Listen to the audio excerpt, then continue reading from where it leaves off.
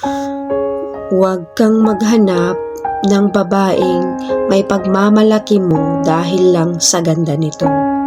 Ang hanapin mo, yung babaeng kaya kang samahan hanggang sa dulo at hanggang sa pinakamahirap na sitwasyon ng buhay mo at kaya kang samahan.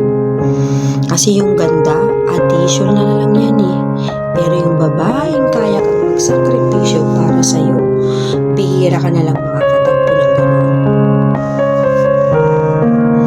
Napakaswerte mo kung hindi lang ganda ang maipagmamalaki mo sa partner mo, kundi kasundo mo rin sa lahat ng bagay.